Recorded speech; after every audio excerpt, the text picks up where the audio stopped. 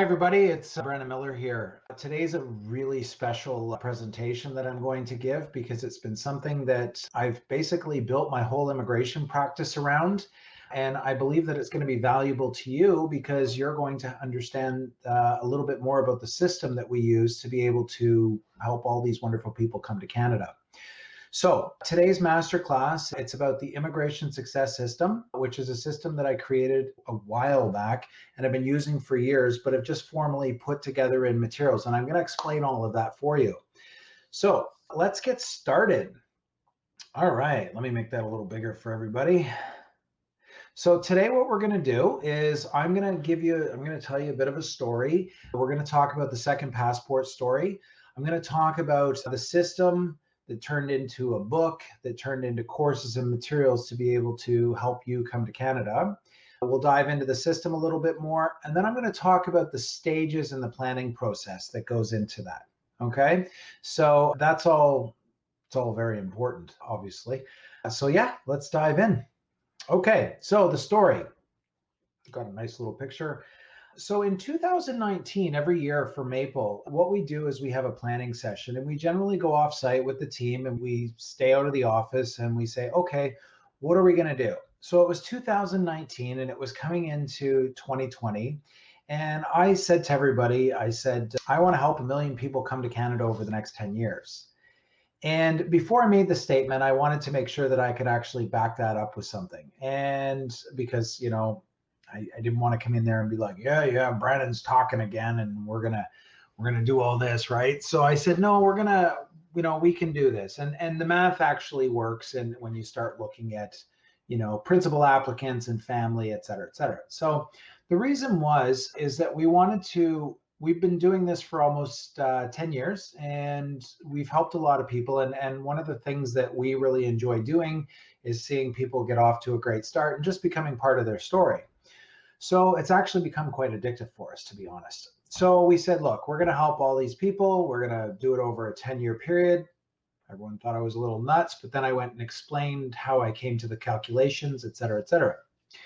Prior to doing this, I also said there was also a few things. There were 3 things that we needed to do.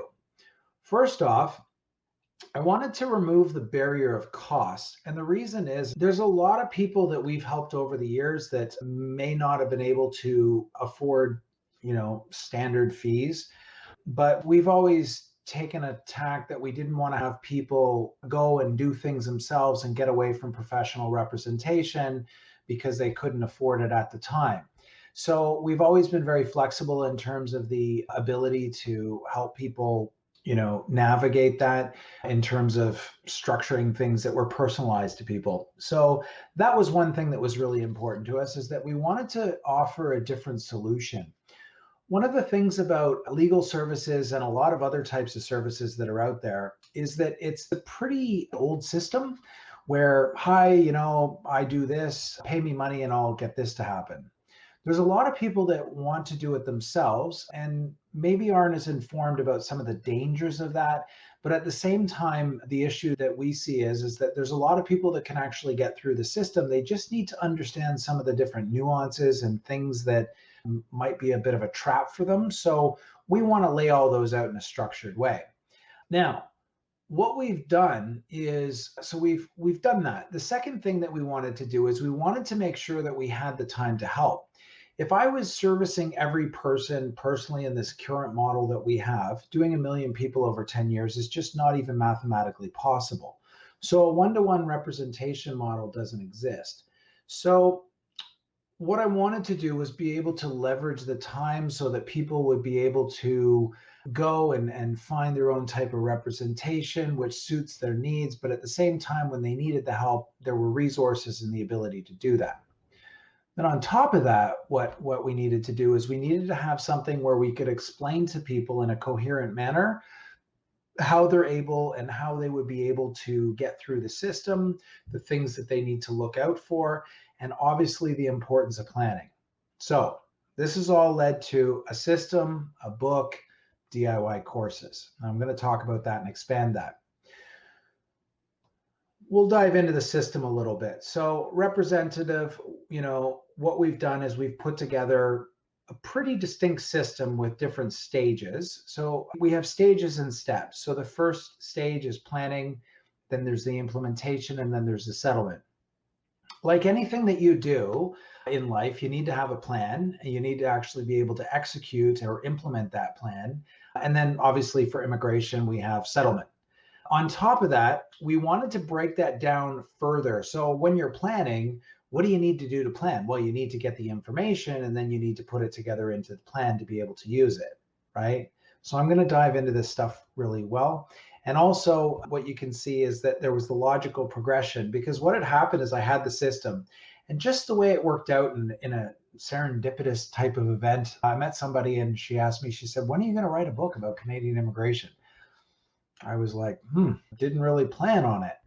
The reason I didn't, and I just had this in my mind that I thought, well, who wants to kind of read that? There's all these resources out there. I was wrong. And actually, I've taken a lot of the information and distilled it in there. But then what happened is now I had this book and people were like, well, what do we do now? I'm like, well, you can do this or you can sign up there. So what we did is we've taken it, because the whole premise of the system in the book is to be able to cut down the barriers so that people would be able to do things in the manner that they want to do. All right.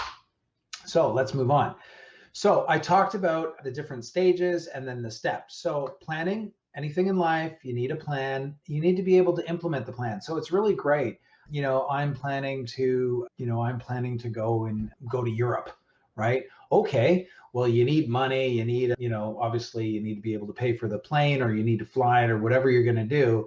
You need all of those things to be able to implement that plan. But then you need to have all of that. Maybe a bit of a strange type of example, but you get what I'm saying. Then on top of that, one of the things that I've added in where I think it totally is very unique, and this is what I've seen over, all the time that I've been doing this, is a lot of people are firmly focused on getting to Canada. They're like, yay, we're in Canada, woohoo, even if they come as a student or worker. And I'm like, yay, you're in Canada, you're here as a temporary resident, and as soon as that work permit expires, you have to go home, right? What's your plan? What's your long-term plan? A lot of times what happens is people actually, when they get into mistakes, and what I've seen is they don't actually have a coherent plan. They don't have a backup plan, and what we've seen with COVID is, a lot of people didn't have the backup plans. They were working, and thankfully the government has come in and made some changes to that to account for that. But really, at the end of the day, what's happened is that there was no backup plan for that. So, there needs to be a core plan, and then there needs to be the backup plan, et cetera, et cetera. But here's the biggest thing: settlement. A lot of people, what I saw, and prior to helping people actually immigrate here as a legal representative, I was helping newcomers get settled in. And what I noticed is that there was people that came here and they did absolutely phenomenally well. But these were the people that were planning in advance, and they had their plan and they hit the ground running and they didn't waste time. The people that faltered were the people that had no plan. And I always used to use the example of, here's your settlement funds up here, right? And as the funds kind of deplete, your anxiety level goes up. And this was the problem. This is what I would see, is that, there was people that would come here and they were doing things that they should have done like months ago. And, that's not very nice to see. It's not very nice to see at all, because a lot of people are very excited to be here. Sometimes they had family in tow, and you got young ones with you. You got to have a plan, and you got to treat it very seriously, because again, the settlement side is a very key piece. So what we've done is the whole system is about having a holistic approach to Canadian immigration, where you're planning, you're implementing and executing, and then you're also making sure that when you're here, you're settling in and you're thriving. Okay. That's the most important thing. Now, we've broken this down even further. We have a discovery session, which is basically understanding all of what needs to happen. And then there's the immigration blueprint. Now, the immigration blueprint is basically a formalized plan. Our blueprint, what we cover is we cover everything in the system. We cover all of the details. We cover the primary pathway, and we cover it depending on the person, from arriving to a second passport to citizenship. On top of that, we also take into account the settlement side of it and the resourcing and things that need to be done on that side. So that actually makes up the blueprint as well. Moving into the implementation side, there's the application build, the tactical submission, which personally is when I was naming these, was my favorite because it sounds so awesome, but it's true. And I'm going to get into that a little later, and I'm going to break these down a little bit. And then there's the landing experience. Okay.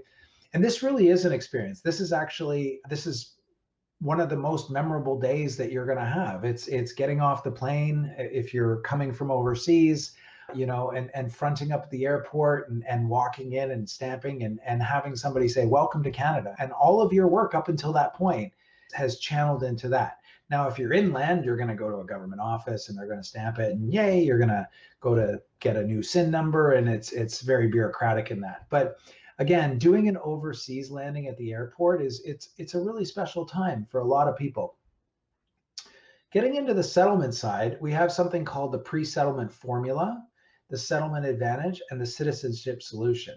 So pre-settlement actually is this actually happens prior to you actually getting on the ground. It's highlighting a lot of the things that you need to do prior to coming here to prepare for the settlement, so that once you hit the ground, you can execute like flawlessly. And that's a pretty big thing.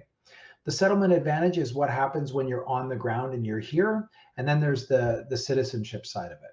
Okay, I'm going to delve into these in a little bit more detail because I want you to understand these a little bit further. So the planning stage, again, two-step process, creation of an immigration blueprint. This is the end goal of this, and I'm going to get into that in a little bit more detail. But this is the end goal: is having the planning done. Okay. Then there's the implementation side, which is the three-step side, building the blueprint, successful application.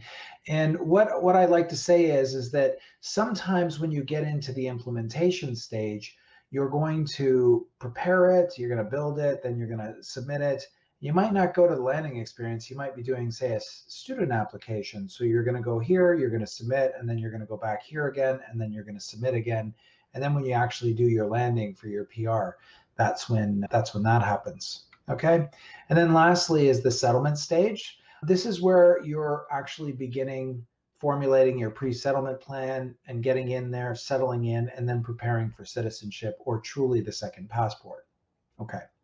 So let's talk about the first stage. So I say so a lot, I think. So the discovery session. So the goal of this stage, all right, is to determine your quickest, easiest, and most cost-effective way. All right. When I look at people, what I want to do, and when we have clients, we always say, okay, they come in and they're like, why do we have to do a consultation? I'm like, well, you kind of have to know what we're doing here. It's kind of like, build me a house, Brandon. And it's like, okay, well, what type of house would you like? Do you want it to be a bungalow? Do you want a 2-story? Do you want like 2,000 feet, 5,000 square feet, all of these different things? You have to extract all of this information. And then what we do is we put it down into a filter, right? And this is why we do consultations. A lot of people are like, but I just want to talk to you and I want to ask a question. It's like, no, it's the wrong thing.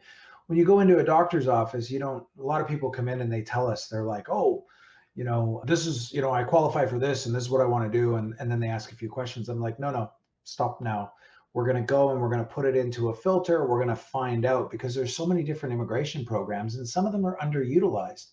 And on top of that, it's a moving target, because at different times, there's different programs that might be quicker, might be more cost effective, et cetera, et cetera. So our goal is, and what we try to teach people how to do, is to identify what the best options are, and you want to file the least amount of applications and get to the quickest point. You got to know what your point is. So if your point's a citizenship, that's the point. That's your end point. How are you going to get there? We work backwards and we find that. And then we also adapt, because these things change. And that's what's important. That's what that does. Okay. Then we move on to the immigration blueprint. After all of the information is taken out in the discovery session, we craft it into the blueprint, okay? And this is to remove the guesswork. But we've taken this one step further. this is a plan, but we've also put in a backup plan. So normally when I was doing one-on-one services, we would do the consultation and then we would say, okay, well, here's your options. You qualify for this, but you might qualify for a federal skilled worker application, but you might qualify for a CEC application as well, a Canadian Experience class. The benefit for the Canadian Experience class is that you don't have settlement funds, so then you're putting in less information, there's less running around, et cetera, et cetera, et cetera. So again, we're looking at what the benefits are, and we're planning for that so that it's actually easier for the person or the client to be able to get through. Okay. So on top of that, what we'll do, say somebody has a more complex plan where they're coming in and they're like, okay, I'm going to come as a student, and then from becoming a student, I'm going to get a post-grad work permit, and then I'm going to apply for permanent residency, and then I'm going to stay here for a little while, and then I'm going to become a citizen. Okay, that's great. What happens if something happens like COVID, right? you know these are when you need to have actually the backup plans. And again, prior to COVID, I don't think anybody could have planned for anything like that. And I'm very happy with the recent news that the government's actually come up with an open pathway for the students. There's been a lot of work that's been put in by some colleagues of mine, and also with some student advocates that actually got that done, which is awesome. And yeah, I'm happy that Canada stepped up and recognized that for students. But again, the importance of planning. A lot of people, what happens is too, when I just using the student side of things is that they don't know what their next step is. They're so like, yay, we're in Canada, I'm a student, right? And it's like, okay, well, what's your plan after this? Like, are you going to get a postgrad? Because if you're going to do that come April, right, there's going to be a lot of people, including Canadians and including other foreign students, that are going to be looking for that type of job that they need. So maybe you want to start planning for that early so you're not following and competing with so many people. Okay. So that's that. Now let's talk about the second stage, right? Which is the implementation stage. So we have the application build, the tactical submission, and the landing experience. So for the application build, this is to provide the basis for success with a solid case in the file submission to Canada. Okay. You're literally building an application that you're going to submit, and you want to make this as strong as possible to the government officer that's actually determining this for you and who's actually looking at this. So you want to make sure that you've carefully laid everything out, not only met what they want, but exceeded what they want, because you don't want to get into this like goofy loop of going back and forth with them. You want to make sure that everything's laid out and all the pieces of information are put in and strategically placed in there for your application to get you in and out as quickly as possible. Okay? That is the goal. Now, the submission. I love this one. To complete the processing by the government easily with a well-documented application. So I always say, and the reason I chose this and I use the word tactical, because, in the book I was talking about like going to war with the department. Like, you're in a battle, and you're in a battle for your future, and you're a faceless piece of paper in a government bureaucratic machine. What we do is we try to bring all of your stuff and all of like if it's an economic case, all of the information that's required plus, so that, it's very difficult for the person to say no. And that's what you need to do. You need to present it so that I can't say, if I'm the government officer, I can't say no to this. It's amazing, right? This is awesome. Like, it's all well put together. It's well documented. I've backed it up with other evidence that supports it, et cetera, et cetera. The government checklists and what's required are the absolute minimums so that they can actually process your application and move you through the system quicker. But when you're filing an application, it's incumbent upon you to be able to present all of the information needed. So it's not good enough just to say like, oh, I did this and blah, blah, blah. It's like, I did this, and please see these documents that support what I just told you. Okay. So that's part of the submission, but you also want to be very strategic in what you're putting in, how you're lining it up, because you want to make sure that the government officer has what they need. it's a lot safer for somebody to say no as opposed to say yes. Because if they make a mistake and bring somebody in that's not supposed to be here, that's actually very problematic. Okay? Awesome. Awesome, awesome, awesome. Okay, let's keep moving. The landing experience. Now, to land as a permanent resident, you're setting the stage for successful settlement in Canada. So we already talked about this. This is when, if you land at the airport or if you're going in, but this is you actually arriving and starting your first day as a permanent resident. What does that look like, right? As soon as you land at the airport and you become a permanent resident, a whole different set of obligations happen for you.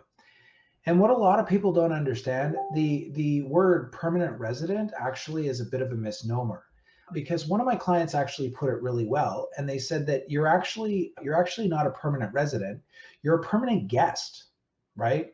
And that's actually a really, really good way of putting it, because you're actually coming in and you're a permanent guest here, and you actually don't have a right of entry even if you're a permanent resident. And a lot of people don't understand that until they have an issue, right? The only people that have the right to enter the country are citizens. So even though it has the word permanent in it, it's kind of like permanent guest. I really enjoyed that thing, because it underscores the point. So what you need to do is you need to set yourself up for success, right? Not only in like living your life here, but also from an immigration perspective and a successful immigration application as well. Okay. Moving on, let's move on. So last stage, pre-settlement formula.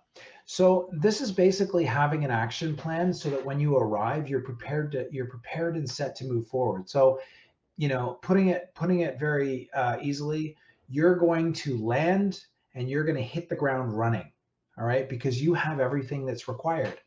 I always use the example of nurses. Now, nurses are regulated provincially.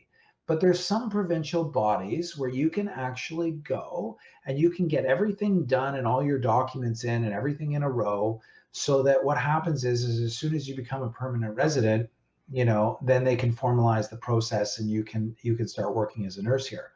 Why would you start that as soon as you're here when you can be doing that while you're sitting in your home country and collecting all the stuff? Or, not preparing in advance and not knowing what you need. Maybe I need this document. Oh crap, now I have to get somebody in my home country to go get this document. Then they're going to have to send it over to me. I'm going to have to maybe give an authorization letter to go let them pick it up, et cetera, et cetera.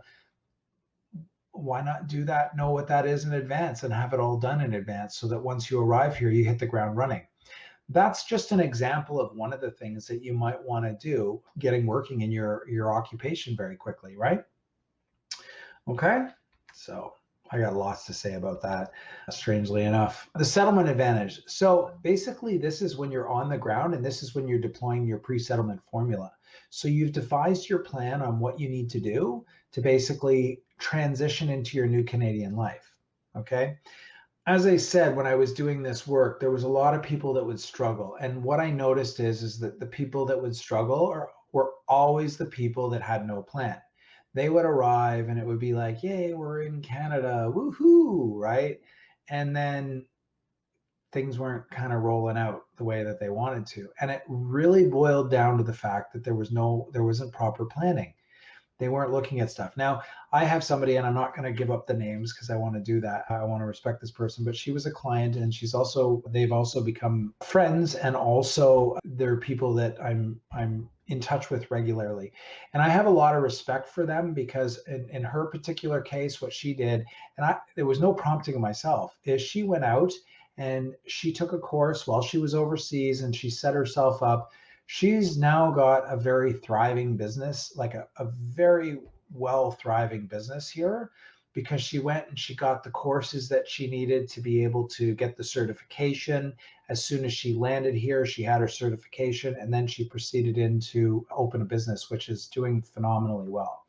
That, to me, I like, props to that. Like, amazing, just an amazing job. Okay, let's move on to the citizenship solution. So this is basically the end part of it. And this is getting your Canadian citizenship and subsequently your second passport. Okay.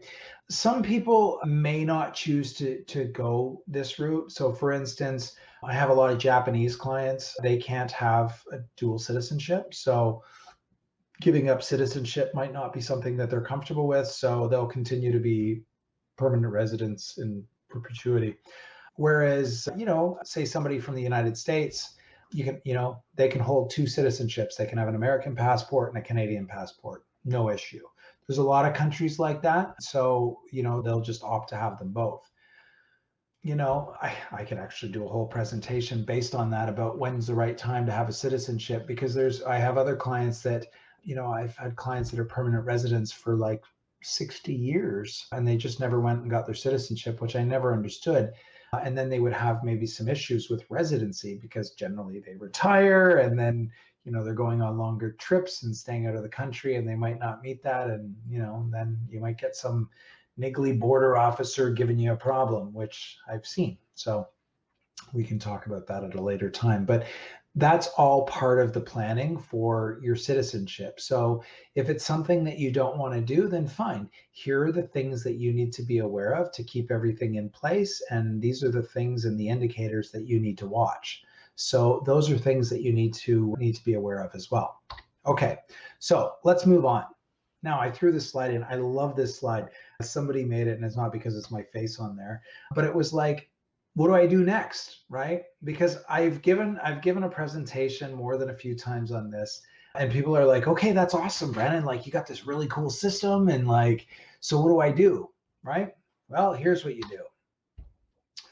What we do and what we've had some amazing results with is we have something called an immigration blueprint challenge. So we've gotten away from the traditional side of like, book a consultation, pay us some money, do a initial consultation agreement, collect all that, et cetera, et cetera. What we've done is we've put together a really well curated group of people. And you see, I put the word amazing in there. We've run this more than a few times, and I'm telling you, it's very addictive for me because it's a word I'm looking for. I'm amazed by some of the people that have come and signed up and joined us, and even so, the people that I'm working with in Second Passport, like, it's amazing. And the fact that I feel very humbled that people actually will come and they'll say, listen, I want you to help me make this happen. I've got some really amazing people in it, and it's all been a part of the challenge. What we do is we've taken a 1 hour per day lecture where we've taken more of an educational approach, because I've always said the best people that I've worked with are the educated ones. I want people that are able to interact with the material and their future, to not only want to plan themselves out, but also to take the time to educate themselves and understand that. So what we've done is we do an hour a day of lecture style. And then what we do is we do a live Q&A in the afternoon, which allows for the interaction on Zoom. So it's back and forth. The hour that we do in the morning with the live lecture is just me talking, similar to this, and on purpose, because there's so much information that I pack into this. It's a 5-day challenge. I've purposely put it all like, here you go. That's everything. On top of that, I get it. People are busy. So what we've done is we've recorded it. We've got an inner learning management system for later access for people, but we really encourage people to come and interact live with that. The result of it is after the 5 days, if you've done the work and you've listened and you've kept up with stuff, you'll have your personalized strategic plan, or your immigration blueprint, as we call it. All right. So let me dive in a little bit deeper. I want to show you what it looks like. Okay. So we have 5 days. All right. Day one, what we do is we introduce people to Canada. We give them the bird's eye view. We introduce people to Canada, the immigration system, and then obviously the immigration success system, which you've just gotten a little bit of an introduction to. And we dive a little bit deeper into that. Day two is the most intense day. And we thought about actually breaking it up a little bit, but I was like, no, because I wanted to give everybody all of the information at once, and then we can spend a little bit more time interacting and unpacking it.